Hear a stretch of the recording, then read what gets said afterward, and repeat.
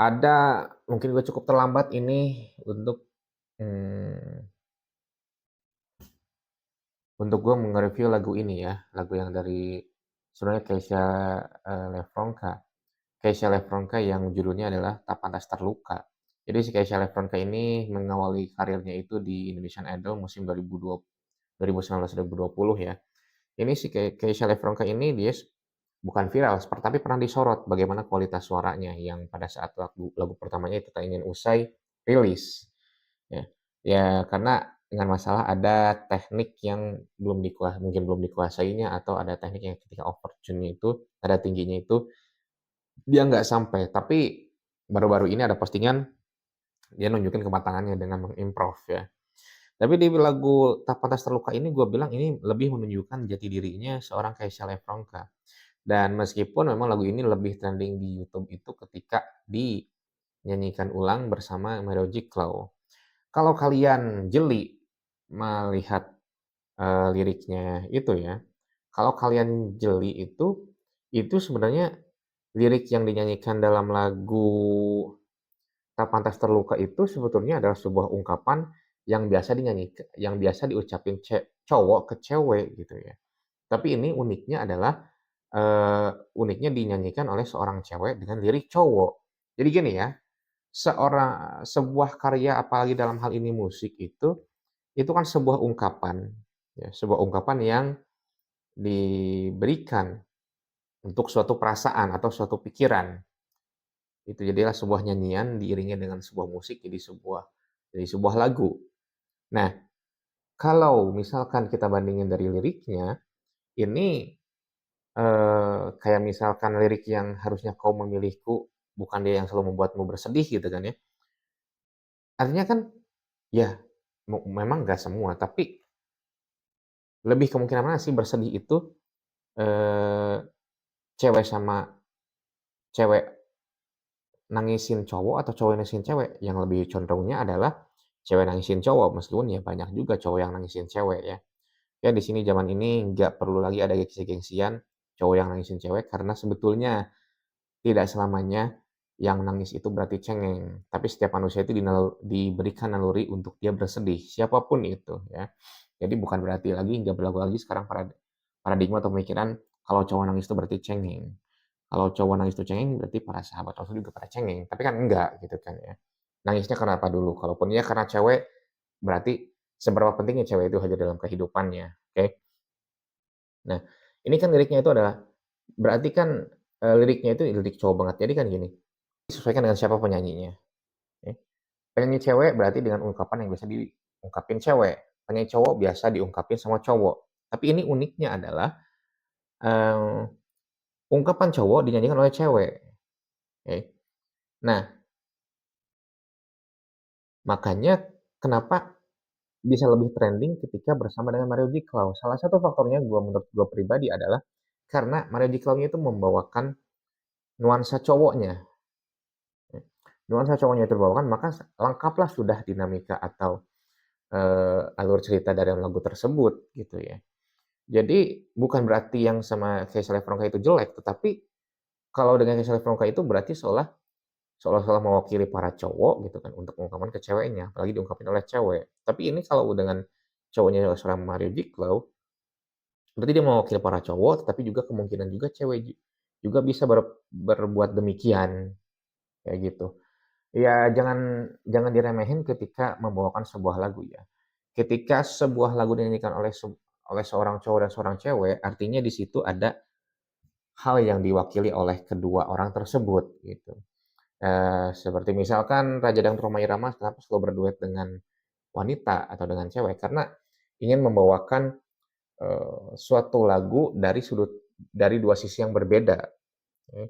Nah, karena lagu ini adalah lagu yang memang sebetulnya bisa-bisa aja dinyanyikan, diungkapin oleh cewek juga, tetapi karena diutamakannya yang umumnya diungkapin kayak gini adalah cowok, adanya Reggy kalau ditambah lagu itu, ini menjadi nambah pas banget dan gue pun nggak yakin kalau misalkan hanya laki-laki sendiri yang nyanyiin, dimensinya kayak gini atau enggak gitu kan, kayak Reggy Cloud sama Kesha Lefronkanya atau enggak gitu kan.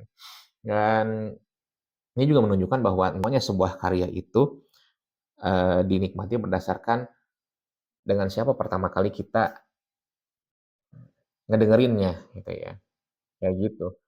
Yang banyak juga sebelum cover Merajalela itu, banyak juga cover-cover yang justru sebenarnya lebih populer dari lisan lagu aslinya. Dan hal ini menunjukkan bagaimana luasnya berpikir tentang sebuah karya. Ini juga yang terjadi pada lagu Tak Pantas Terluka ini. Gitu. Dan menurut gue, lagu ini lagu yang bahkan meskipun dinyanyikan oleh Kesha Lefronka sekalipun, tapi lagu ini jauh lebih enak dan jauh lebih menggambarkan kualitas suara dari Kesha Lefronka itu sendiri.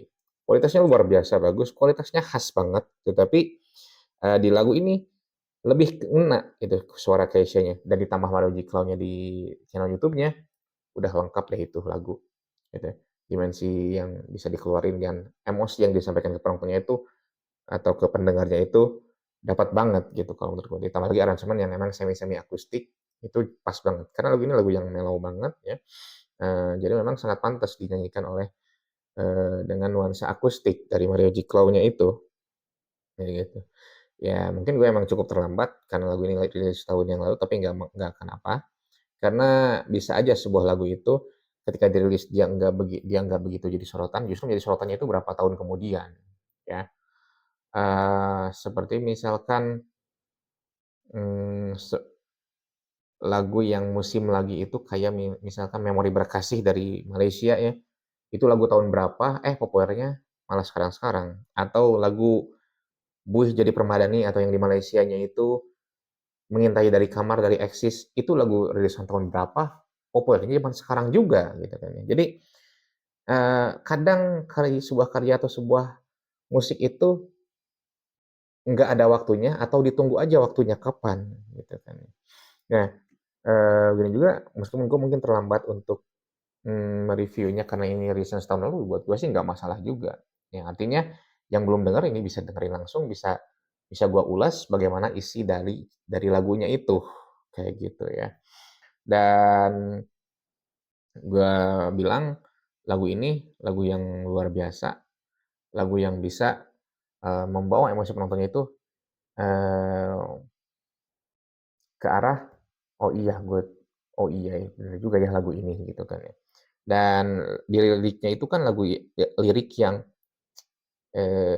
sebenarnya agak nekat ya, agak nekat dalam artian, ini si pelakunya ini dosa nggak sih kalau misalnya kita ngerebut pasangan orang lain gitu kan. Tetapi kan orang yang dia cintai memang dalam keadaan tersakiti sama pasangannya, kan kayak gitu.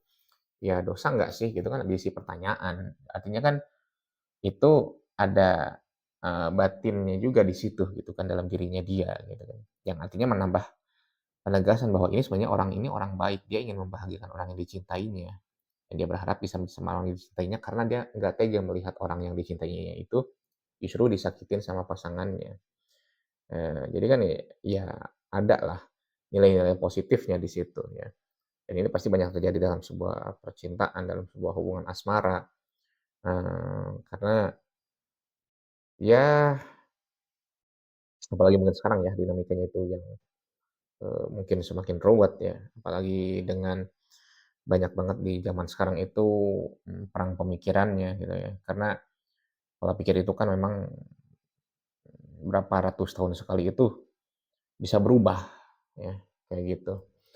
Oke, segitu yang bisa saya sampaikan, jangan lupa di lagu ini lo bisa nikmatin dengan versi duetnya juga, Melody Crow dengan Kesha Lefronka. Silakan lo nikmatin yang mana, eee, dan itu gimana selera, tapi gue pribadi lebih berselera dengan, duetnya antara Melody Crow dengan Kesha Lefronka. Bahkan gue berharap ini ada rilisan resminya, versi studionya, buat memang dijadiin lagu ini jadi lagu duet gitu kan, kayak gitu. Karena kualitasnya itu udah luar biasa banget sih lagu ini, ya. Oke segitu yang bisa gue sampaikan, thanks for watching.